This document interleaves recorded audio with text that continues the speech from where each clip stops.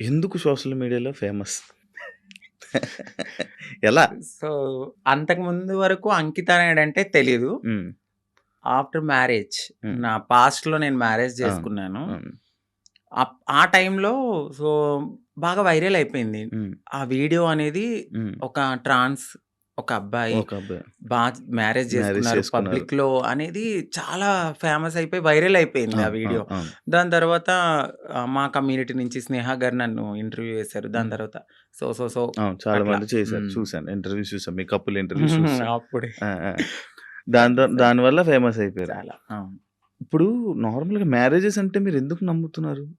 ఎందుకంటే మీ దాంట్లో ఎవరి లవ్ గూడా సరిగ్గా సక్సెస్ అయింది లేదు. అవునండి. ఎవరో ఒక అబ్బాయి రావడం, మోసపోవడం, కొట్టడం, తిట్టడం, చంపడం ఇలాంటివన్నీ జరుగుతూనే ఉంటున్నాయి. అవునండి. కానీ మీరెందుకు నమ్మి మళ్ళీ మ్యారేజ్ చేసుకున్నారు? అండ్ మీ ఇంటర్వ్యూ నేను చూసినట్లయితే మీరు ఒకరి మీద ఒకరు చెప్పుకున్న ప్రేమను గాని, ఇది అవును. గాని ఇప్పుడు రియల్ జంటలు గూడా అంత ఉండరేమో.